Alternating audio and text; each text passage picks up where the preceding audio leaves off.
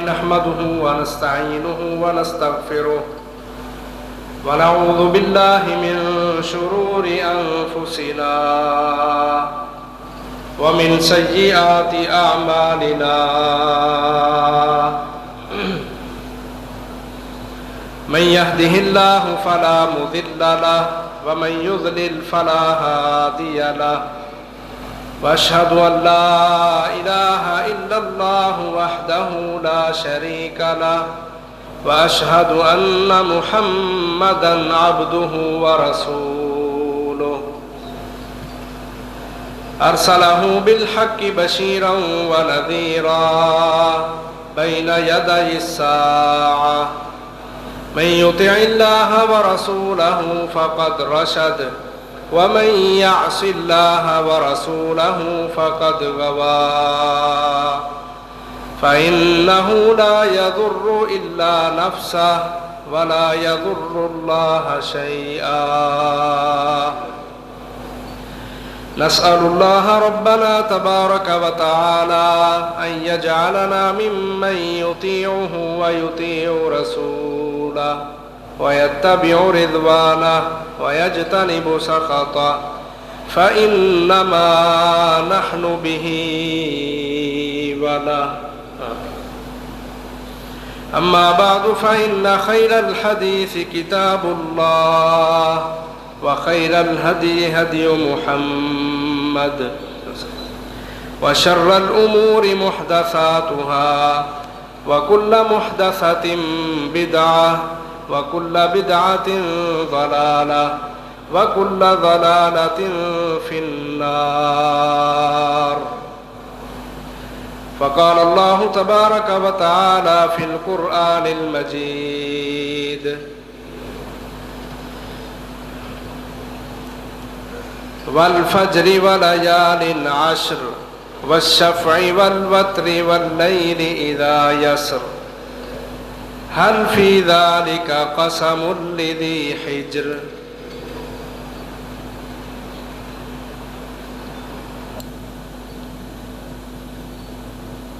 اللہ احکم الحاکمین نے انسانوں میں بھی بہت سے انسانوں کو ایک دوسرے سے فضیلت دی ہے. اسی طرح اللہ تعالیٰ نے پورے سال میں مہینے ایسے رکھ دیے ہیں جو دوسرے مہینوں سے افضل ہیں، اور بعض مہینوں میں اللہ نے کچھ دن ایسے رکھ دیے ہیں جو سارے دنوں سے بہتر ہیں، اور دنوں میں کوئی ایک رات اللہ نے ایسی رکھ دی ہے جو ساری راتوں سے بہتر ہے. یہ اللہ تعالیٰ کی طرف سے ایک معاملہ ہے، اور اس کی وجہ یہ ہے کہ پہلی امت کے جو لوگ تھے نا، ان کی عمریں بڑی لمبی لمبی تھیں. 100 سال 200 سال 1000 سال بھی ان کی عمر ہوا کرتی تھی. حضرت نوح علیہ السلام کو آپ دیکھیں تو انہوں نے 950 سال صرف دعوت دی ہے اپنی قوم کو، اور عمر ان کی پتہ نہیں 1000 سے بھی اوپر تھی. اس امت کے جو لوگ ہیں، اللہ کے نبی علیہ السلام فرماتے ہیں ان کی عمریں 60 سے 70 کے درمیان ہوں گی. بہت کم لوگ ہوں گے جو اس سے اوپر جائیں گے. ہمارا تو کوئی بزرگ 100 سال کے بعد فوت ہونا تو لوگ حیران ہوتے ہیں، تعجب میں پڑ جاتے ہیں. تو زیادہ تر فرمایا کہ ان کی عمریں 60 سے 70 کا جو عرصہ ہے نا، اس کے درمیان ہوں گی. اب 60 سال عمر رکھنے والا آدمی 1000 سال عمر رکھنے والے آدمی جتنے عمل تو نہیں کر سکتا. تو اللہ تعالیٰ نے اس امت پر بہت بڑا یہ احسان کیا ہے کہ ان کی تھوڑی عمروں کے اندر اللہ نے ان کو ایسے مہینے یا ایسے دن اور ایسی راتیں دے دی ہیں کہ جن کے اندر یہ عمل کر لیں تو یہ ہزاروں سالوں کی عبادتوں سے زیادہ اجر پا لیتے ہیں. مثلا لیلۃ القدر ہے نا، رمضان میں ہوتی ہے آخری عشرے کا. قرآن مجید میں اللہ فرماتے ہیں خیر من الف شہر، 1000 مہینوں کی عبادت ایک طرف ہے اور اکیلا لیلۃ القدر کو پا لینا اس کی عبادت 1000 مہینوں کی عبادت سے بھی بہتر ہے۔ تو یہ اللہ نے اس امت پر بہت بڑا احسان کیا ہے۔ ہمارے اندر نہ شکریہ ہیں، ہم اپنے رب کے احسانات کی بھی قدر نہیں کرتے، اور یہ دن ہمارے پاس آ بھی جائیں، یہ مہینے آ بھی جائیں، پھر بھی ہماری غفلتیں، سستیاں، ان کے اندر کوئی تبدیلی نہیں آتی۔ اللہ تعالیٰ ہمیں معاف فرمائے۔ تو اللہ تعالیٰ نے یہ جو ذوالحجہ کا مہینہ ہے، جو حج کا مہینہ ہے، آج ذوالقعدہ کی 25 تاریخ ہے اور عربی مہینہ 29 کا ہوتا ہے، کم از کم زیادہ سے زیادہ 30 کا ہوتا ہے۔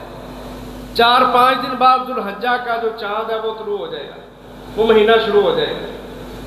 ذوالحجہ کے مہینے کے جو ابتدائی 10 دن ہیں، نبی اکرم صلی اللہ علیہ وسلم فرماتے ہیں پوری دنیا میں ان 10 دنوں جیسے افضل کوئی دن اللہ نے بنایا ہی نہیں۔ بڑی فضیلت والے دن اور بڑی عظمت والے دن ہیں۔ نبی اکرم صلی اللہ علیہ وسلم فرماتے ہیں ما من ایام العمل الصالح فیہن احب الی اللہ من هذه الایام العشرہ، کا عام دنوں کے اندر جو عمل کیا جاتا ہے نا، اس کا اتنا اجر نہیں جتنا ان 10 دنوں کے اندر کیے جانے والے عمل کا اجر ہے۔ اب نمازیں ہم پڑھتے ہیں ماشاءاللہ، عام دنوں کی نماز کا اتنا اجر نہیں ہمیں ملے گا جتنا ذوالحجہ کے ان 10 دنوں کے اندر نمازوں کی پابندی، ان کا اہتمام کرنا، جتنا ان 10 دنوں کے اندر اجر ملے گا، عام دنوں کے اندر نماز پڑھنے کا اتنا اجر نہیں ہے۔ اسی طرح سارے عمل ہیں، روزہ ہے، زکوٰۃ ہے، حج ہے، حتیٰ کہ جہاد جیسا افضل عمل بھی اللہ کے نبی فرماتے ہیں عام دنوں کا جہاد اور ذوالحجہ کے پہلے 10 دنوں میں جو جہاد ہوتا ہے یہ بھی اجر و ثواب کے لحاظ سے برابر نہیں ہے۔ صرف ایک عمل ہے پوری شریعت میں، صرف ایک عمل اللہ کے رسول نے بتلایا، کہا وہ عمل عام دنوں کے اندر بھی ہونا تو وہ سب سے زیادہ فضیلت والا ہے، اور وہ عمل شہادت والا عمل ہے کہ بندہ اللہ کے راستے میں جا کے لڑتا ہے اور اللہ اس کو شہادت دے دیتا ہے۔ شہادت کے برابر کا اور افضل کوئی عمل ہے ہی نہیں اسلام میں۔ صحابہ نے پوچھا جب آپ نے یہ بات کی نا کہ ان 10 دنوں میں کیے جانے والے عمل کا بڑا اجر ہے، تو صحابہ نے پوچھا وَلَا الْجِهَادُ فِي سَبِيلِ اللَّهِ، اللہ کے نبی جہاد کا بھی اجر زیادہ نہیں ہے عام دنوں کے جہاد کا؟ آپ نے فرمایا نہیں، جہاد بھی برابر نہیں ہے۔ إِلَّا رَجُلٌ خَرَجَ بِنَفْسِهِ وَمَالِهِ فَلَمْ يَرْجِعْ بِذَلِكَ شَيْئًا، کہا ہاں وہ بندہ جو جہاد میں جاتا ہے، اپنی جان بھی قربان کرتا ہے، مال بھی قربان کرتا ہے، واپس نہیں آتا، شہید ہو جاتا ہے، فرمایا یہ شہادت واحد اجر ہے جس کے برابر کا کوئی اجر، کوئی عمل ہے ہی نہیں۔ اس کے علاوہ جتنے بھی عمل ہیں، نماز ہو، روزہ، اسلام کے بنیادی جو اعمال ہیں، وہ بھی ان 10 دنوں کے اندر کیے جانے والے اعمال کے برابر نہیں ہیں۔ اس لیے اللہ کے نبی فرماتے ہیں پوری دنیا کے ایام میں ذوالحجہ کے ابتدائی 10 دن سب سے زیادہ عظمت والے اور افضل ہیں۔ آؤ میرے محترم بھائیو، یہ ذوالحجہ کا مہینہ شروع ہو جانا ہے، ہم آج سے تیاری کر لیں۔ نمازیں تو وہی ہیں جو ہم نے پڑھنی ہیں، اب بھی ہم پڑھتے ہیں اور جب مہینہ شروع ہوگا تب بھی ہم نے پڑھنی، لیکن ان کا اہتمام کر لیں، تھوڑی سستی کو دور کر لیں۔ وہ جو اللہ نے ہمارے اوپر احسان کیا ہے اس امت کے لوگوں کے اوپر کہ یہ تھوڑی زندگی میں زیادہ اجر حاصل کر لیں اور جنتوں کے وارث بن جائیں، اللہ کے اس احسان کی قدر کرتے ہوئے ہم آج سے یہ خواہش اور یہ تمنا اور یہ عزم اور ارادہ بنا لیں کہ میں اپنے ذوالحجہ کے 10 دنوں کو اسی طرح گزاروں گا جس طرح میرے نبی گزارتے تھے، نبی کے صحابہ گزارتے تھے، یا ان کے بعد آنے والے ان کے شاگرد گزارتے تھے۔ انشاءاللہ ہمیں اس کا بڑا فائدہ ملے گا۔ اور یہ جو اللہ کے نبی نے فرمایا نا جنت کے اندر 120 صفیں ہوں گی، جنت میں لوگوں کے لیے جو قالین، جو صفیں بچھائی جائیں گی نا، فرمایا وہ 120 ہوں گے، اور ان میں 80 صفیں 120 میں 80 صفیں صرف فرمایا میری امت کی ہوں گی، صرف میری امت کی۔ اور 1,24,000 پیغمبر دنیا میں آئے ہیں، 1,24,000 پیغمبر، 1,23,999 نبی، ان کی امتیں اتنی تھوڑی ہوں گی کہ صرف 40 صفوں کے اوپر وہ پورے آ جائیں گے۔ اس امت کے لوگ جو نبی علیہ السلام کا کلمہ پڑھنے والے، دیندار، دین کے اوپر عمل کرنے والے، اپنی ہر چیز کی قربانی دے کے اسلام کے اوپر چلنے والے، فرمایا میری امت کے لوگوں کی 80 صفحے جنت کے اندر ہوں گی۔ یہ بہت بڑی فضیلت ہے محترم بھائیو ہمارے لیے۔ تو ہم نے اللہ کے اس احسان کی قدر کرنا ہے، اور یہ جو دن شروع ہو رہے ہیں یہ بڑے افضل دن ہیں۔ اللہ نے قرآن مجید میں ان 10 دنوں کی قسم اٹھائی ہے، فرمایا والفجر، فجر کے وقت کی قسم، وہ بھی بڑی عظمت والا وقت ہے، والیال عشر، اور 10 راتوں کی قسم۔ محدثین نے، مفسرین نے اس سے مراد ذو الحجہ کی ابتدائی 10 دن لیے ہیں کہ ان 10 دنوں کی قسم اللہ تبارک و تعالیٰ اٹھا رہے ہیں۔ اس کا مطلب یہ ہے کہ یہ 10 راتیں بڑی ہی عظمت والی ہیں۔ تو کیا خیال ہے محترم بھائیو، پھر کوئی عمل کرنے کا پروگرام ہے؟ میں نے شروع میں بات کی کہ ہم عمل تو وہی کریں گے جو ہم کر رہے ہیں، لیکن جو سستی ہے ہمارے اندر، خاص طور پر ان 10 دنوں کے اندر اپنی اس سستی کو ختم کر دیں اور رضائے الہی کے لیے عمل کرنا شروع کر دیں، کیونکہ ان جیسے عظمت والے دن پتہ نہیں پھر نصیب ہونے ہیں کہ نہیں ہونے۔ نبی علیہ السلام فرمایا کرتے تھے اپنی زندگی کو موت سے پہلے پہلے غنیمت سمجھو۔ ایک ایک لمحہ جو ہم گزارتے ہیں عزیز بھائیوں اس کو غنیمت سمجھیں، کیونکہ موت کا پتہ نہیں ہے۔ فرمایا اپنی فراغت کو مصروف ہونے سے پہلے پہلے غنیمت سمجھو، اور اپنے فارغ وقت کو اللہ کی عبادت کے لیے لگا دیا کرو، اس کو غنیمت سمجھو، موت کا کوئی پتہ نہیں ہے۔ اپنی صحت کو اپنی بیماری کے ایام سے پہلے پہلے غنیمت سمجھو۔ آج اللہ نے مجھے صحت دی ہے، میں جوان ہوں، میرے ہڈ جد مضبوط ہیں، اور میں اللہ کے سامنے کھڑا ہو سکتا ہوں، قیام کر سکتا ہوں، رکوع سجود کر سکتا ہوں، اذکار کر سکتا ہوں، صدقہ خیرات کر سکتا ہوں۔ یہ اس چیز کو، اس زندگی کے اپنے اس دورانیوں کو اپنے لیے اللہ کے حوالے سے یہ سمجھے کہ میں نے اس کو غنیمت سمجھنا ہے، اور اپنی جوانیاں اللہ کے رستے کے اندر لگانی ہے۔ اور اس جوانی کا قیامت والے دن سوال ہو رہا ہے، اللہ تعالیٰ نے پوچھنا ہے۔ اللہ کے نبی فرماتے ہیں اللہ نے پوچھنا ہے میں نے تجھے جوانی دی تھی، صحت مند بنایا تھا، طاقتور بنایا تھا، اپنی طاقت سے، اپنی صحت سے تو نے اسلام کو کیا فائدہ پہنچایا ہے؟ اس صحت کے بارے میں، اس جوانی کے بارے میں بھی اللہ نے ہم سے سوال کرنا ہے۔ اور اللہ تعالیٰ کو وہ نوجوان بڑا ہی پسند ہے کہ جو اپنی جوانی کے ایام، کہ جن ایام کے اندر خواہشات ابل رہی ہوتی ہیں، بندہ پھٹنے کے قریب ہوتا ہے، اور بڑی بڑی خواہشات، یہ بھی دل کرتا ہے کر لوں، دل کرتا ہے یہ بھی کر لوں، یہ بھی کر لوں، وہ ان سب چیزوں کی قربانی دے کے اپنی جوانی کو اللہ کے نام کرتا ہے۔ نبی اکرم صلی اللہ علیہ وسلم فرماتے ہیں رجل شاب نشأ فی عبادت اللہ عز وجل، وہ نوجوان کہ جس نے اپنی جوانی سے اسلام کو فائدہ پہنچایا، اللہ تعالیٰ قیامت والے دن جو 50,000 سال کا دن ہے، اللہ تبارک و تعالیٰ اس کو اپنا سایہ نصیب کریں گے۔ ہم اپنی جوانیوں سے اسلام کو تقویت دیں، کاروبار چلتے رہیں گے، معاملات چلتے رہیں گے، لیکن ہم اپنی جوانی سے یہ دیکھیں کہ ہماری جوانی سے اسلام کو کتنا فائدہ ملتا ہے، میرے اپنے نفس کو، میری اپنی ذات کو کتنا فائدہ ملتا ہے۔ اور اگر ہماری جوانیوں سے اسلام کو فائدہ نہیں نہ ملتا تو ایسی جوان جبون کوئی نہیں، اہی بڈھے ہیں، ہم سست ہیں، ہم کمزور ہیں۔ دیکھو نا وہ نوجوان، کیا اس کی جوانی ہے کہ اس سے فجر کے وقت اٹھے نہیں جاتا، وہ اپنی نیند کو نہیں قربان کر سکتا، اللہ کے لیے 10 منٹ 15 منٹ کی نماز نہیں پڑھ سکتا، کیا اس کی جوانی ہے؟ پھر ہم نے آج اپنی جوانیاں ضائع کی آپس کی لڑائیوں میں، فساد برپا کرنے میں، تجارتوں کے اندر، لڑائیوں کے اندر، شریکہ برادری کے اندر، برادریوں کے مسئلے بنا کے ہم نے آج اپنی جوانیاں ان رستوں میں لگا رکھی ہیں۔ کوئی نوجوان ڈاکے مار رہا ہے، کوئی چوریاں کر رہا ہے، کوئی مسافروں کو لوٹ رہا ہے۔ قتل و غارت اس وقت اس قدر عام ہے، قسم ہے اللہ کی، رشتوں کا احترام اور پاس ہی نہیں رہا، انسانی جان کی کوئی قدر و قیمت ہی نہیں رہی۔ اچھے بھلے ہوتے ہیں آپس میں، غصہ آتا ہے، شیطان بھڑکاتا ہے، غصے کو وہ اور تاؤ دیتا ہے، اور بندہ سمجھتا ہے میرے نالوں جوان ہے ہی کو نہیں، وہ اپنی جوانی کو دکھاتے ہوئے فوراً اس پہ حملہ آور ہوتا ہے اور اس کو قتل کر کے رکھ دیتا ہے۔ آپ آئے دن اخباروں میں خبریں پڑھتے ہیں، نوجوانوں کے اندر قتل و غارت ہے۔ ہم یہ سوچیں ہماری جوانیاں کس طرف جا رہی ہیں، کیا ان سے اسلام کو فائدہ ملتا ہے؟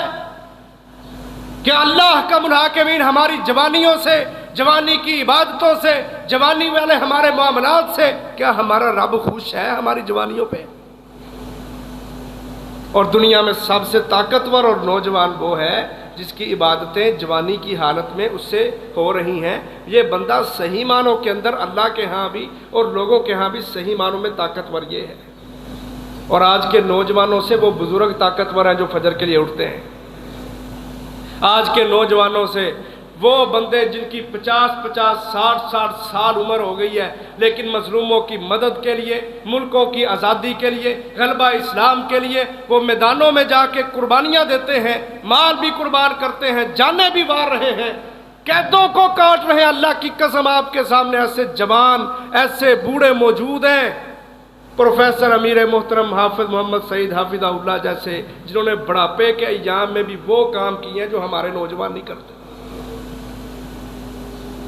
مکی صاحب رحمہ اللہ فوت ہوتے ہوئے کہہ گئے تھے، کام کرو وقت بہت تھوڑا ہے، کیونکہ وقت کا پتہ ہی نہیں ہے۔ یہ بڑے لوگوں کی، ان کے تجربوں کے ساتھ، ان کے دین کی تعلیم کے ساتھ، دعوت و جہاد کے عظیم الشان مشن کے ساتھ جڑنے کی وجہ سے اللہ تبارک و تعالیٰ زندگی کے آخری ایام میں کیسی کیسی باتیں نکلواتا ہے جو فقط چھوٹے سے جملے ہوتے ہیں، لیکن ان کے اندر پوری دنیا کی حقیقت ہوتی ہے کہ کام کر لو، وقت بڑا تھوڑا ہے۔ کون گارنٹی لے کے آیا ہے اللہ سے؟ کون سمجھتا ہے کہ ابھی میری زندگی کے ایام بہت زیادہ ہیں، میں ابھی یہ کروں گا، مکان بناؤں گا، کوٹھی بناؤں گا، کاروبار کروں گا؟ اور کبھی کسی نے یہ بھی کہا کہ میری نمازیں جا رہی ہیں، روزے جا رہے ہیں، میرے پاس وقت تھوڑا ہے؟ کبھی دین کے متعلق بھی سوچا ہے؟ تو عزیز بھائیو، ذوالحجہ کا مہینہ شروع ہونے والا ہے۔ ان 10 دنوں کو غنیمت سمجھتے ہوئے اپنی جوانیوں کو اسلام کے لیے، اپنے بڑھاپوں کو اسلام کے لیے، بچے ہیں تو ان کی تربیت اسلام کے اوپر، ان مواقع کو غنیمت سمجھتے ہوئے آج سے عزم کرنے کے انشاءاللہ ہم نے ان 10 ایام کو اس طرح گزارنا ہے جس طرح میرے رب نے، میرے رسول نے بتایا ہے۔ اور ان دنوں کے اندر کیے جانے والا عمل، اس کا اجر اللہ نے بتایا ہی نہیں، فرمایا عام دنوں کی نمازوں سے بہتر ہے ان دنوں میں نماز پڑھنا۔ اس طرح دیگر جتنے عمل ہیں، اور حافظ ابن حجر رحمہ اللہ جو صحیح بخاری کی شرح لکھنے والے ہیں، فتح الباری، اس کے اندر وہ لکھتے ہیں کہ ان دنوں کے اندر نا جو اسلام کی بنیادی عبادات ہیں وہ ساری اکٹھی ہو جاتی ہیں۔ نماز تو ویسے ہم پڑھتے ہیں، روزہ بھی آ جاتا ہے، عرفہ کا روزہ، 9 ذوالحج کا روزہ، 9 ذوالحج کا روزہ، نبی اکرم صلی اللہ علیہ وسلم فرماتے ہیں جس نے عرفہ کے دن کا روزہ رکھا، اللہ تبارک و تعالیٰ اس کی زندگی کے 2 سالوں کے گناہوں کو معاف کر دیں گے۔ روزہ بھی اکٹھا ہو گیا، حج تو ویسے ہی ہوتا ہے ان دنوں میں، 8 کو حج شروع ہو جاتا ہے، 13 کو ختم ہو جاتا ہے، زکوٰۃ و صدقات والے معاملے بھی ہیں، اور کلمات سارے انجی پڑے ہیں۔ تو 5 عبادات جو بنیادی ہیں وہ خاص طور پر ان 10 دنوں کے اندر اکٹھی ہو جاتی ہیں۔ اس وجہ سے بھی یہ 10 دن بڑی اہمیت کے حامل ہیں۔ تو ہم نے انشاءاللہ محنت کرنا ہے ان 10 دنوں میں، اور اپنی نمازوں کو، دیگر عبادات کے اندر جو سستیاں ہیں ان کو ہم نے دور کرنا ہے۔ یہ عزم کرنا ہے انشاءاللہ کہ اللہ میں خاص طور پر ان 10 دنوں میں اپنی تربیت کروں گا، ٹریننگ لوں گا، اپنے آپ کو اوپر لازم کروں گا کہ میں نے اپنی عبادات کو درست کرنا ہے، تاکہ بقیہ جو دن ہیں ان کے اندر بھی میری ایکسرسائز ہو جائے، اور میرے دل و دماغ میں نماز کی محبت، روزے کی محبت، حج کی محبت، جہاد کی محبت، دیگر اعمال کی محبت میرے دل میں رچ بس جائے۔ یہ اس کے لیے اللہ تبارک و تعالیٰ چھوٹے چھوٹے کورس کرواتے ہیں اپنے بندوں سے۔ نمازوں میں سستیاں دور کرے محترم بھائیو۔ اللہ تعالیٰ نے قرآن مجید میں ان نمازیوں کے لیے ہلاکت کی بد دعا کی ہے۔ اللہ نے، ہیں وہ نمازی، نمازیں پڑھتے ہیں، لیکن اس کے باوجود اللہ فرماتے ہیں فَوَيْلٌ لِّلْمُصَلِّينَ، ان نمازیوں کے لیے بھی ہلاکت ہے، الَّذِينَ هُمْ عَنْ صَلَاتِهِمْ سَاهُونَ، جو اپنی نمازوں میں سستیوں سے کام لیتے ہیں۔ پڑھنی تو ہے ہی، کیا خیال ہے، پڑھنی تو ہے ہی، تو بندہ وقت پہ اٹھ جائے، جماعت کے ساتھ پڑھ لے، تکبیر اولیٰ کے ساتھ مل جائے، پہلی صف میں کھڑا ہو جائے، اللہ کے ہاں نام لکھوا لے۔ نمازوں میں سستیاں ان کو چھوڑ دیں، ہلاکت کی بد دعا اللہ دے رہے ہیں۔ ان نمازیوں کے لیے ہے وہ نمازی پرہیزگار، لیکن وہ نمازی ہونے کے ساتھ ساتھ فرمایا وہ جہنم کی ایک وادی ویل ہے، اس کے اندر جائیں گے، ہلاکت ہے ان کے لیے۔ سبب یہ ہے کہ نماز تو پڑھتے ہیں لیکن وقت پر نہیں پڑھتے، ساہون، سست، پیچھے پیچھے۔ اور یہ منافق کی نشانی ہے۔ اللہ قرآن میں بیان فرماتے ہیں وَإِذَا قَامُوا إِلَى الصَّلَاةِ قَامُوا كُسَالَىٰ، منافق بندہ نمازوں کے معاملے میں بڑا ہی سست ہوتا ہے۔ اور اللہ کے نبی نے اس کا نقشہ کھینچا، کہا منافق بندہ بیٹھا رہتا ہے کہ ابھی سورج تو صحیح چمک رہا ہے نا، پڑھ لیتے ہیں نماز، آل زور پڑھ لینے ہیں، عصر بھی پڑھ لینے ہیں، ابھی پڑھ لیتے ہیں، ابھی پڑھ لیتے ہیں، سورج تو چمک رہا ہے۔ یہ حدیث کے لفظ ہے جو میں آپ کے سامنے رکھ رہا ہوں آسان کر کے، تاکہ آپ کو مطلب سمجھ آئے حدیث کا۔ کہ منافق بندہ انتظار میں بیٹھا رہتا ہے کہ ابھی کون سا سورج غروب ہو گیا، سورج غروب ہوگا تو دن ڈھلے گا، تو باقی جو نمازیں ہیں وہ پڑھ ہی لینی ہے میں نے۔ فرمایا وہ اتنی سستی کرتا ہے کہ سورج غروب ہونے کے قریب چلا جاتا ہے، پھر وہ فٹافٹ اٹھتا ہے، فٹافٹ، حدیث کے لفظ ہے جلدی کرتا ہے، بھاگتا ہے، وضو کرتا ہے، پھر جلد بازی میں نہ اس کا وضو مکمل ہوتا ہے۔ اور اللہ کے نبی فرماتے ہیں نماز ایسے پڑھتا ہے جیسے کوے ٹھونگے مار مار کے اٹھ جاتے ہیں، اس طرح وہ نماز میں نہ رکوع پورا، نہ سجدہ پورا، نہ قیام پورا، کوے کے ٹھونگے مارنے کی طرح، نقرۃ الغراب حدیث کے لفظ ہے، کووں کے ٹھونگے مارنے کی طرح وہ نماز پڑھ کے چلا جاتا ہے۔ فرمایا اس نماز کا نہ اس کی اپنی ذات کا کوئی فائدہ ہے، نہ اللہ کو کوئی فائدہ ہے۔ فرمایا کچھ نمازیں ایسی ہوتی ہیں جن کو لپیٹ کے بندے کے منہ پہ مار دیا جاتا ہے کہ کوئی ضرورت نہیں تھی تجھے نماز پڑھنے کی، اور اس کا ریزن اور اس کا سبب یہ ہے کہ یہ انتظار میں بیٹھا رہا، نماز وقت پہ نہیں پڑھی، ٹائم گزر گئے، جب سورج غروب ہونے لگا تو جس طرح کوے ٹھونگے مارتے اس طرح کس نے نماز پڑھی۔ کہ ان نمازوں کا رب کو کوئی فائدہ نہیں۔ تو یہ سستیاں ہم نے دور کرنی ہیں۔ اب گرمی ہے نا، راتیں چھوٹی ہیں، دن لمبے ہیں، ان دنوں میں پتہ چلتا ہے اللہ نے بندے کو پیدا ہی اس کی آزمائش کے لیے کیا ہے۔ الذی خلق الموت والحیات لیبلوکم ایکم احسن عملا، اللہ نے بندے کے لیے زندگی اور موت کو رکھا ہے تاکہ اللہ جانے کہ اب ہم زندگی میں ہیں نا، تو اب ہمیں یہ بھی پتہ ہے کہ موت آنی ہے۔ بڑا عقیدہ ہے ہمارا، یہ ایسا عقیدہ ہے جو ہر بندے کا ہے۔ اس عقیدے کا کوئی منکر نہیں کہ میں نے مرنا نہیں۔ جو منکر آئے تھے دنیا میں وہ بھی مر گئے۔ زندہ لوگوں کے لیے اس میں دلیل ہوتی ہے، نشانی ہوتی ہے۔ آج کسی کا جنازہ پڑھ رہے ہو نا، کل کو تمہارا بھی پڑھا جانا ہے۔ یہ موتیں زندہ لوگوں کے لیے دلیل ہوتی ہیں، ان کو سمجھانے کا ایک سبق ہوتی ہے۔ اس لیے موت یہ تو آنی ہی آنی ہے، تو بندہ ذرا اپنا محاسبہ کر لے کہ میں کیا کر رہا ہوں۔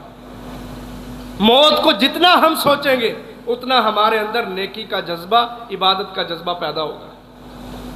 اور پھر ہم سوچیں راتیں چھوٹی ہیں، دن لمبے ہیں، تو صبح کے وقت اٹھا نہیں جاتا۔ پھر ہے یہ باہر لوگوں کو آنکھیں نکالنے والے، بڑے ڈولے شولے بخان والے ہیں، یہ طاقتور بننے والے نوجوان فجر کے وقت نہیں اٹھتے۔ آگے بھی میں نے بڑی دفعہ حدیث سنائی ہے، پھر سناتا ہوں۔ اللہ کے نبی فرماتے ہیں جو بندہ فجر کے لیے نہیں اٹھتا، شیطان اس کے کانوں کے اندر پیشاب کرتا ہے۔ اب وہ بھلے اٹھ کے 8 بجے تیار شیار ہو کے اچھے کپڑے پہن کے پرفیوم شرفیوم لگا کے بیٹھے، بیگم سے کہو لاؤ جی آج ناشتہ لے کے آؤ، وہ خود میں بڑا سمجھ رہا ہو کہ میں بڑا اچھا لگ رہا اور میں نے بڑے صاف کپڑے پہنے ہیں، اس کو پتہ ہونا چاہیے کہ تو شیطان دی لیٹرین ہے، شیطان دی لیٹرین۔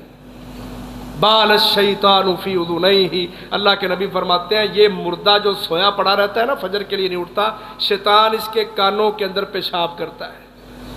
فَأَصْبَحَ خَبِيثَ النَّفْسِ كَسْلَانٍ، کا پھر اس کا سارا دن ایسا گزرتا ہے کہ اس کا اندر جو نفس ہے نا وہ خبیث ہو چکا ہوتا ہے، اور سارا دن سستی کی حالت میں، کاہلی کی حالت میں گزرتا ہے۔ سارے دن کے اندر وہ جتنے بھی کام کرتا ہے ان کاموں کا اس کو کوئی فائدہ نہیں ہوتا، ایک فجر میں سستی کرنے کی وجہ سے۔ اور اللہ کے نبی دوسری جگہ پہ کیا کہتے ہیں؟ اللہ اکبر، کہا جس نے فجر جماعت کے ساتھ پڑھی اور عشاء جماعت کے ساتھ پڑھی، فرمایا اس بندے کو پوری رات قیام کرنے کے برابر اللہ تعالیٰ اجر عطا فرماتے ہیں۔ کمزور ہے نا ہم، تہجد نہیں پڑھتے ہم، عشاء کی نماز جماعت سے پڑھ لو، کہ جس نے عشاء جماعت سے پڑھی نصف رات تک اس کو اجر ملے گا قیام کا، اور جس نے صبح فجر جماعت سے پڑھ لی وہ جو نصف رات باقی رہ گئی تھی اس کا بھی اجر مل جائے گا۔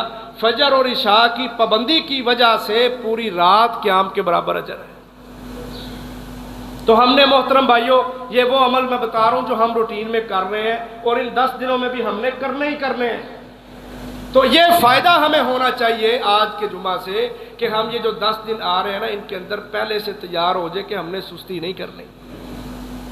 اسی طرح دیگر جتنے بھی آپ نیکیوں والے عمل کریں گے نا، کوئی بڑی نیکیاں ہیں، جتنے بھی نیکی والے عمل کریں گے آپ کو بڑا اجر ملے گا اس کا۔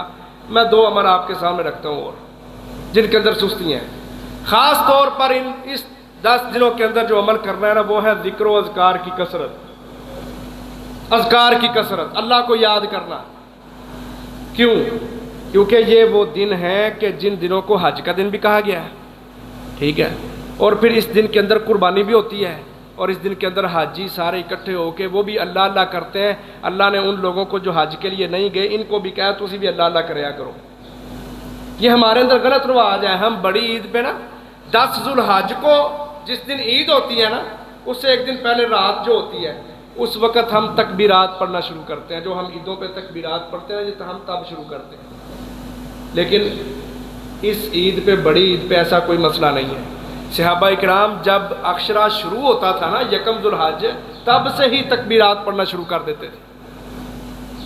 حدیث میں موجود ہے، بخاری کی روایت ہے، حضرت ابو ہریرہ رضی اللہ عنہ اور حضرت عبداللہ بن عمر رضی اللہ عنہما، یہ دونوں جلیل القدر صحابی تکبیرات اونچی اونچی پڑھتے بازاروں میں نکل جاتے، گلیوں میں پڑھتے جاتے، 2 بندے اونچی اونچی آواز سے، آپ غور کریں ساڈے اتنے تے ماحول ہی کو نہیں آئندہ۔ ہمارے نوجوان کو گانا گاتے ہوئے شرم نہیں آتی، چوکو چراہوں پہ کھڑا ہوگا اور گانے گائے گا اونچی اونچی آواز سے، اپنے منہ میں گن گائے گا، تب کوئی شرم نہیں آتی، تب کوئی کسی سے ڈر خوف نہیں آتا۔ لیکن ان کو کہے نا دین کی بات بیان کرو، کوئی تلاوت کرو، کوئی اذکار کرو، میں کدی کیتا والا، میں کدی کیتا والا، کہیں سنیا میرے منہ؟ صحابہ کا یہ کردار ہے۔ ابو ہریرہ امام المحدثین، سارے محدثین کے امام، علم کے اندر سارے صحابہ سے افضل، اور عبداللہ بن عمر رضی اللہ تعالیٰ عنہما بازاروں میں نکلتے، گلیوں میں چلتے چلتے بلند آواز سے تکبیرات پڑھتے۔ صحیح بخاری کی یہ روایت ہے، بازار میں چلے جاتے، بازار میں اتنی اونچی آواز سے پڑھتے کہ سارے بازار کے لوگ ان کی تکبیرات سن کے وہ بھی اونچی اونچی تکبیرات پڑھتے۔ ایک وقت آتا پورا بازار تکبیرات سے گونجنے لگ جاتا تھا۔ اللہ نے توفیق دیا پاکستان مرکزی مسلم لیگ کو، وہ اشرا شروع ہوتا ہے تو رکشیاں اتنے بڑے بڑے لاؤڈ سپیکر لا کے تکبیراں لا کے پورے علاقے محلے پھیر دینے، جن کی وجہ سے بندوں کو تھوڑی بہت غیرت آ جاتی، یار میں بھی مسلمان ہی، میں بھی تو تکبیراں پڑھ لوں۔ یہ ان حدیثوں پہ عمل ہے، حدیث کی برکت ہوتی ہے، یہ نیکی کے کام ہے۔ من دل علی خیر فلہ مثل اجر فاعلہ، اللہ کے نبی فرماتے ہیں جو خود نیکی والا کام کرتا ہے اور لوگوں کو بھی ترغیب دیتا ہے نا، اس کی وجہ سے جتنے لوگ نیکی کریں گے ساروں کی نیکیوں کا اجر اس کو بھی ملے گا۔ یہ نیکیاں حاصل کرنے والی جماعت ہے، دھندے فساد کرنے والی نہیں۔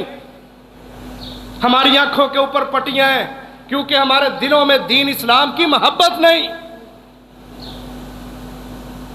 تو عبداللہ بن عمر اور حضرت ابو ہریرہ بازاروں میں جایا کرتے تھے، اور حضرت عمر رضی اللہ عنہ کے حوالے سے آتا ہے حج کے موقع پر مینا میں بیٹھے ہوئے حضرت عمر اتنی اونچی آواز سے تکبیرات پڑھتے تھے، مینا کے اندر جو مسجد تھی اس مسجد تک اکیلے حضرت عمر کی تکبیرات کی گونجنے کی آوازیں جاتی تھیں۔ حضرت عمر کو دیکھ کے پورے مینا میں جتنے حاجی آئے ہوتے تھے سارے حضرت عمر کی تکبیرات کو سنتے، بلند آواز سے تکبیرات پڑھنے لگ جاتے، پورا مینا تکبیرات سے گونجتا تھا۔ تو یہ محدثین کے کام ہے، یہ صحابہ اکرام کے کام ہے۔ تو ان 10 دنوں کا جب آغاز ہو نا تب سے ہی تکبیرات پڑھنا شروع کر دیں، اپنے دل کے اندر پڑھیں، بلند آواز سے بھی پڑھیں، جس طرح آپ سمجھتے ہیں آپ کو اچھا مناسب لگتا ہے، لیکن ضرور پڑھیں کیونکہ یہ مہینہ، یہ 10 دن یہ تکبیرات کے دن ہے۔ ذکر و اذکار اس کی عادت بنائیں۔ ہم صرف نماز کے بعد اذکار کرتے ہیں، اور اگر میں پوچھوں نا کسی سے، بلکہ میں پوچھتا ہی نہیں، آپ خود دیکھ لیں ہم میں سے کتنے ہیں جن کو صبح و شام کے اذکار آتے ہیں؟ ان اذکار کو زبانی یاد کریں، یہ مومن کا ہتھیار ہے۔ مومن اذکار جب کرتا ہے نا وہ جنوں سے بھی محفوظ رہتا ہے۔ ایسا ساڈے گھر جھروڑے چلتے نا، نوح نے تویز پواتے ہیں، یہ تویز والا چکر نہیں ہوتا، یہ ہمارے اپنے اندر کی جو باتیں ہوتی ہیں نا وہ ہوتی ہیں۔ اس خود کو اذکار کا عادی بنائیں، صبح و شام اذکار کریں، سبحان اللہ، الحمدللہ، لا الہ الا اللہ واللہ اکبر، لا الہ الا اللہ وحدہ لا شریک لہ، لہ الملک و لہ الحمد وہو علی کل شیء قدیر۔ یہ اذکار محمد الرسول اللہ صلی اللہ علیہ وسلم نے اپنی امت کے لوگوں کو بتائے ہیں۔ ہر قسم کے فتنوں سے محفوظ رہنے کا بہت بڑا طریقہ ذکر و اذکار کی پابندی کرنا ہے۔ سبحان اللہ پڑھتے وقت کتنا ٹائم لگتا ہے؟ وہ لگتا ہے ٹائم، جس کا ٹائم لگتا ہے وہ ہاتھ کھڑا کریں۔ ایک مرتبہ اللہ کے نبی فرماتے ہیں جس نے ایک مرتبہ سبحان اللہ پڑھا، اللہ تبارک و تعالیٰ جنت میں اس کے نام کا ایک درخت لگا دیتے ہیں، اور اس درخت کا سایہ اتنا بڑا ہوتا ہے کہ کوئی گھوڑا دوڑانے والا 100 سال تک اس کے سائے میں گھوڑا دوڑاتا رہے، اس کا سایہ ختم نہیں ہوگا، ایک سبحان اللہ پڑھنے کی وجہ سے۔ تو ہم کیوں ایسے اعمال سے پیچھے رہیں؟ نبی اکرم صلی اللہ علیہ وسلم کی صحابی ہیں حضرت ام ہانی رضی اللہ عنہ، کہتی ہیں اللہ کے نبی بوڑھی ہو چکی ہوں، کوئی عمل بتا دیں۔ بڑھاپا ہے، نمازیں روزے تو چلو چلتا ہی ہے، لیکن اس سے ہٹ کے بھی کوئی ایسا عمل بتائیں کہ جس کا اجر و ثواب ہو۔ ہے میں بوڑھی کمزور ہوں، ہوتا نہیں، لیکن آپ مجھے کوئی آسان سا عمل بتا دیں۔ اب اللہ کے نبی ان کو کیا بتا رہے ہیں؟ کہا 100 مرتبہ سبحان اللہ پڑھا کرو، 100 مرتبہ الحمدللہ پڑھا کرو، 100 مرتبہ اللہ اکبر پڑھا کرو۔ کہا اس سے کیا ہوگا؟ نبی اکرم صلی اللہ علیہ وسلم نے کیا عظیم الشان بات بیان فرمائی۔ آپ فرماتے ہیں اللہ کے رستے میں جہاد فی سبیل اللہ میں 100 گھوڑا جس کے اوپر زین ہو، یعنی پورا تیار شدہ گھوڑا جو جہاد میں ہم دے رہے ہیں، 100 گھوڑا جہاد فی سبیل اللہ میں دینے سے بہتر ہے ان بوڑھوں کے لیے کہ جو کر کچھ نہیں سکتے لیکن اپنی جگہ پہ بیٹھ کے اذکار تو کر سکتے ہیں نا، جو دن میں 100 مرتبہ سبحان اللہ الحمدللہ اللہ اکبر پڑھتے ہیں۔ 100 قربانیاں، قربانی چھوٹا عمل نہیں، بہت بڑا عمل ہے۔ 100 جانور اللہ کے راستے میں قربان کرنے سے بہتر ہے جو شخص یہ کام کرتا ہے۔ اتنے بڑی فضیلتیں ہیں لیکن ہم پیچھے۔ پھر اللہ کے نبی فرماتے ہیں 2 عمل ایسے ہیں کہ اگر ان کو بندہ دوام کے ساتھ یعنی مستقل مزاجی کے ساتھ کرتا رہے تو ان جیسے عمل ہے ہی کوئی نہیں دنیا میں۔ فرمایا وہ کرنے میں تو بڑے آسان ہے لیکن کرنے والا اس کے لیے وہ سمجھتا جی یہ بڑا مشکل کام ہے۔ عمل آسان ہے، کرنے والے تھوڑے ہیں۔ کہا وہ کیا کلمات ہے؟ تو اللہ کے نبی فرماتے ہیں ہر نماز کے بعد 10 مرتبہ سبحان اللہ، 10 مرتبہ الحمدللہ، 10 مرتبہ اللہ اکبر پڑھنا، یہ 30 ہو گئے، 5 نمازوں کا 150 ہو گیا، اس میں کوئی وقت نہیں لگتا۔ فرمایا جو ہر نماز کے بعد 5 نمازوں کے بعد 10 مرتبہ سبحان اللہ الحمدللہ اللہ اکبر پڑھتا ہے، 10 مرتبہ کا میزان کے اندر اللہ تبارک و تعالیٰ اس کا یہ عمل جو 150 مرتبہ ہوتا ہے نا، اللہ تعالیٰ روزانہ کی بنیاد پہ جو میزان ہے قیامت والے دن لوگوں کے عمل تولے جانے اس میں 1500 کے برابر اللہ لکھتا ہے۔ اور اللہ کے نبی کی وہ بات صحیح ہے کہ عمل آسان ہے لیکن کرنے والے تھوڑے ہیں۔ تو آؤ ان حدیثوں کو سن کے اپنے اندر یہ رجحان بنائیں کہ خاص طور پر اس عشرے کے اندر ہم نے اذکار کثرت کے ساتھ کرنے ہیں، صبح و شام۔ اور جب اذکار یاد ہوتے ہیں نا پھر دعائیں بھی یاد ہوتی ہیں۔ ہم میں سے بڑوں کو جنازے کی دعائیں بھی نہیں آتی اور اس کی وجہ یہی ہے ہم اذکار نہیں کرتے۔ تو اذکار خاص طور پر کیونکہ ان کا حکم دیا ہے اللہ نے، مسند احمد میں حدیث ہے فَأَكْثِرُوا فِيهِنَّ التَّهْلِيلَ وَالتَّسْبِيحَ وَالتَّحْمِيدَ، کہ خاص طور پر ان 10 دنوں کے اندر کثرت کے ساتھ، یہ حکم ہے اللہ کا حکم ہے، کہا ان دنوں میں خاص طور پر کثرت کے ساتھ سبحان اللہ الحمدللہ لا الہ الا اللہ، کہا یہ کلمات پڑھا کرو۔ ان 10 دنوں میں تکبیرات زیادہ پڑھنی ہے۔ تو ہم نے یہ جو کمزوری ہے نا یہ بہت زیادہ ہے، ان کے اوپر ہم نے پابندی کر، چھوٹی چھوٹی تسبیحاں نکلی ہیں، چھوٹی انگلی تے پاؤ انہوں پڑھ دے رہا کرو، چلتے پھرتے دکان پہ بیٹھے ہوئے کام کاج کرتے ہوئے وہ چھوٹا چھوٹا بٹن دباتے رہو، سبحان اللہ 100 کی تسبیحاں۔ اللہ کے نبی فرماتے ہیں جو سبحان اللہ و بحمدہ دن میں 100 مرتبہ پڑھتا ہے نا، اللہ اس کے سارے گناہ معاف کر دیتے ہیں، اگرچہ اس کے گناہ سمندر کی جھاگ کے برابر بھی کیوں نہ ہو۔ کلمتان حبیبتان الی الرحمن خفیفتان علی اللسان ثقیلتان فی المیزان، کا 2 کلمے ایسے ہیں جو زبان پر پڑھنے کے لحاظ سے بڑے ہلکے پھلکے ہیں لیکن میزان میں بہت زیادہ بھاری ہیں اور تمہارے رب رحمان کو بڑے ہی پسند ہیں۔ سبحان اللہ و بحمدہ سبحان اللہ العظیم، یہ 2 کلمے کثرت سے پڑھا کرو۔ یہ عمل اللہ تعالیٰ نے بتائے ہیں تو ہم نے ان کا بھی اہتمام کرنا ہے۔ اور دوسرا جو سب سے افضل عمل ہے نا ان دنوں کے اندر، وہ قربانی کرنا ہے۔ محترم بھائیوں، قربانی کیا کرو۔ جس شخص کے پاس استطاعت ہے نا، طاقت ہے، اس پہ قربانی واجب ہے، اس کو چاہیے قربانی کرے۔ جس طرح حج ہے نا، حج جس کے پاس استطاعت ہے وہ حج نہیں کرتا، نبی علیہ السلام نے بڑی سخت وعید اس کے لیے سنائی ہے، کہا میں بھی اور ہمارا رب بھی اس بندے سے بری ہے، وہ جہاں مرضی جائے اللہ کو اس کی کوئی پرواہ نہیں، کہ جو استطاعت طاقت رکھنے کے باوجود حج کو نہیں جاتا۔ اور ایک اور حدیث سن لیں، اللہ کے نبی فرماتے ہیں جس بندے کو اللہ بیماری سے شفا دے، کوئی بندہ بیمار ہو گیا اللہ نے اس کو شفا دے دی، کہا 5 سال کے اندر اگر وہ بندہ بیت اللہ میں نہیں گیا، یعنی اس نے حج نہیں کیا عمرہ نہیں کیا، 5 سالوں کے اندر کیونکہ اللہ نے اس پہ احسان کیا ہے کہ اللہ نے اس کو بیماری سے شفا دی ہے، اور شکرانے کے طور پر 5 سال نبی علیہ السلام دیتے ہیں کہ وہ حج یا عمرے کے لیے نہیں گیا، اس نے اللہ کے گھر کی زیارت نہیں کی۔ فرمایا دنیا میں سب سے بڑا محروم شخص جو نیکیوں سے جنتوں سے محروم ہے یہ شخص ہے کہ جس کو اللہ نے بیماری سے شفا دی، اس نے اللہ کے گھر کی زیارت نہیں کی۔ صحیح حدیث ہے میں آپ کو سنا رہا ہوں۔ اور جس طرح حج فرض ہے اور جو نہیں کرتا وہ محروم ہے، اسی طرح جس بندے کے پاس طاقت استطاعت ہے اس کے اوپر قربانی کرنا فرض ہے۔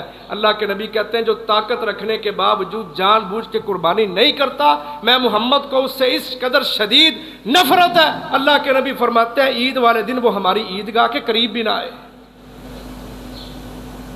کہ اللہ نے اس کو صحت دی ہے، مال دیا ہے، دولت سے نوازا ہے، طاقت دی ہے، قربانی کر سکتا ہے لیکن نہیں کر رہا، فلا یقربن مصلانا، کہا یہ ہماری عیدگاہوں کے قریب بھی نہ پھٹکے۔ ہم نے عجیب ماحول بنایا ہوا ہے، چودھری ہیں ہم، کھانے پینے والے لوگ ہیں، لیکن پورے گھر سے ایک قربانی 2 لے کر کے سمجھنے ایسا حق ادا کر چھڑے ہیں۔ ایک گھر میں باپ بھی ہے، وہ بھی کماتا ہے، 5 اس کے بچے ہیں، سارے کما رہے ہیں، محنت کر رہے ہیں، کمائی کرتے ہیں اپنی بیویوں کے مسئلے ہیں تو کہتے ہیں ایسا وکھرے ہونا ہے۔ اتنی طاقت ہے تو یہ باتیں کرتے ہیں نا، لیکن جب قربانی کی بات ہے 5 مل کے پیسے ڈال کے 2 لے کر دے ہوتے ہیں۔ یہ غداری ہے اللہ کے ساتھ، یہ 2 نمائیاں ہیں ہماری۔ جس بندے کے پاس طاقت ہے، ایک باپ ہے، 5 بیٹے ہیں، سارے کماتے ہیں، سارے طاقت رکھتے ہیں، استطاعت رکھتے ہیں، ان 5 چھٹوں نے قربانی کرنا ہے، اگر وہ نہیں کرتے ان کے لیے سخت وعید ہے، ہماری قربان گاہوں کے قریب بھی نہ ہو۔ دنیا داری کے لیے ہمارے پاس بڑے پیسے ہیں، رسم و رواج کے لیے، کافروں چوڑوں کی نقلیں اتارنے کے لیے بڑا روپیہ ہمارے پاس، سال بعد اللہ کے رستے میں قربانی دینا ہوتی ہے تو مرو کتھوں کریے، قربانی مہنگی بڑی ہو گئی ہے، کتھوں لے کے آئیے، رہندی سہندی کسر ساڈے مولویاں نے کٹ دیتی، انہاں آکھیا ایک قربانی کر لو پورے گھر ہو جائے گی۔ یہ بھی مسئلہ ہے دنیا کا، جی پورے گھر کے اندر ایک باپ قربانی کر لے، سب کی طرف سے ہو گئی، کیسے ہو گئی؟ کیا دلیل ہے اس کی؟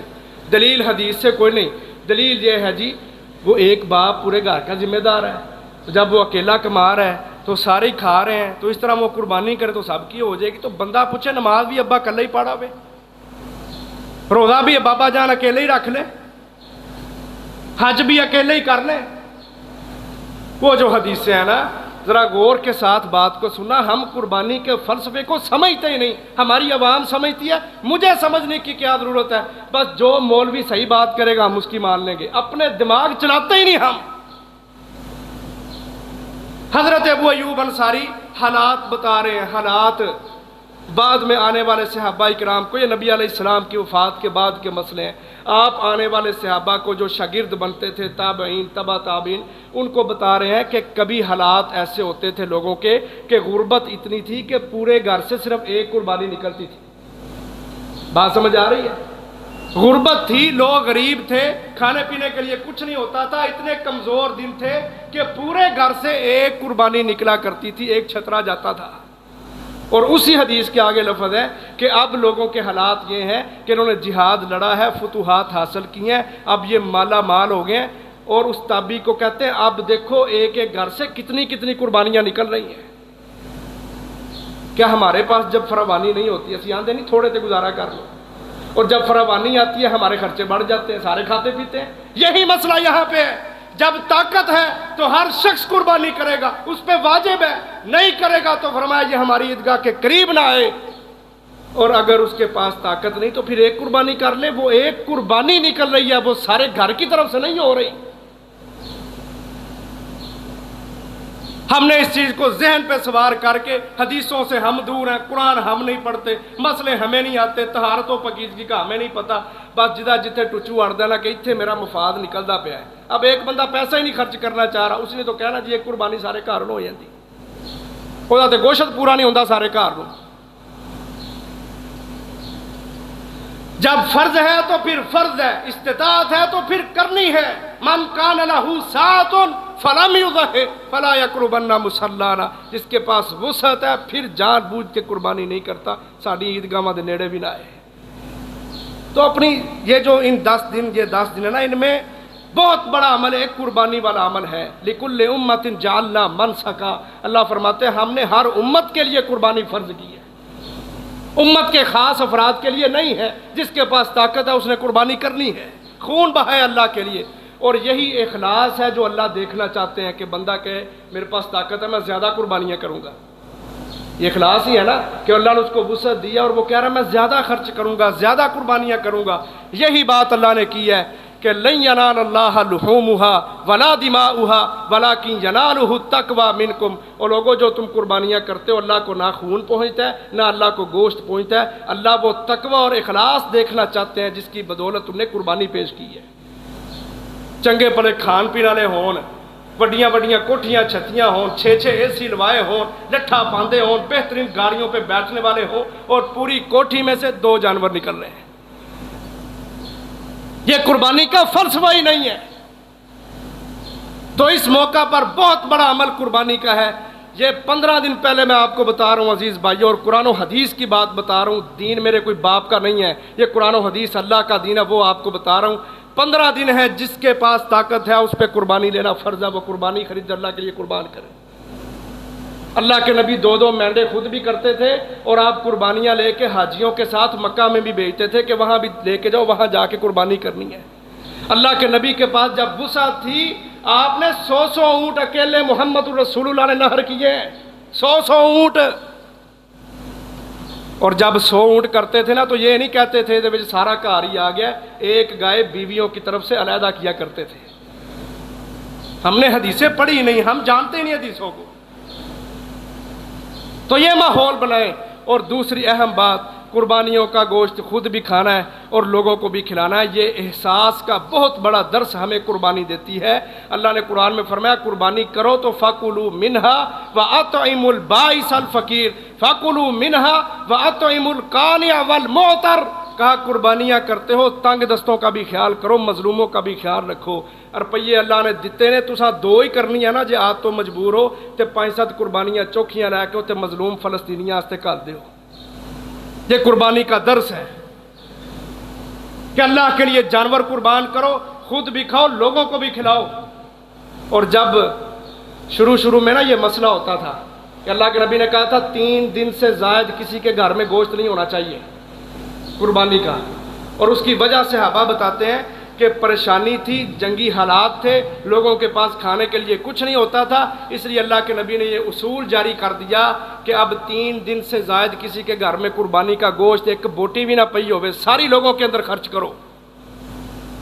بعد میں جب لوگوں میں فراوانی آ گئی، لوگ کھانے پینے والے بن گئے، پھر اللہ کے نبی نے اس اصول کو خود ہی منسوخ کر دیا، توڑ دیا، کہا اب قربانیوں کا گوشت خود بھی کھاؤ، لوگوں کو بھی کھلاؤ اور ذخیرہ بھی کیا کرو، کیونکہ ان تڑ کو روپیے چوکھے آ گئے ہیں۔ اور آج محترم بھائیوں، اگر ہم اسی اصول کو سمجھیں تو یہ کوئی شریعت سے ہٹ کے نہیں ہے کہ آج اگر ہمارے پاس مال زیادہ ہے، ہمیں چاہیے اپنے مظلوم بھائیوں کی ہمدردی، احساس اور فکر، ان کے چھوٹے چھوٹے بچوں کو دیکھنا، کیسے اسرائیل نے وہاں پہ تباہیاں پھیر دی ہوئی ہیں، پورے غزہ کو، رفح کو تباہ کر کے رکھ دیا ہے۔ انشاءاللہ ہم نے اپنے مال سے، اپنے پیسوں سے جہاں یہاں پہ قربانی کرنی ہے، وہاں ہم نے دل بڑا کر کے اللہ کو اخلاص اور تقوی دکھاتے ہوئے ہم نے قربانیاں غزہ فلسطین کے لیے بھی بھیجنا ہے، تاکہ وہ جو اللہ نے حکم دیا اس پہ عمل بھی ہو جائے، ہمارا تقوی اور اخلاص بھی ثابت ہو جائے، اور ذوالحجہ کے یہ 10 دن بہترین طریقے سے گزر جائیں۔ اللہ سے دعا ہے اللہ تعالی ہمیں اس پہ عمل کرنے کی توفیق عطا فرمائے۔ وآخر دعوانا ان الحمد للہ رب العالمین۔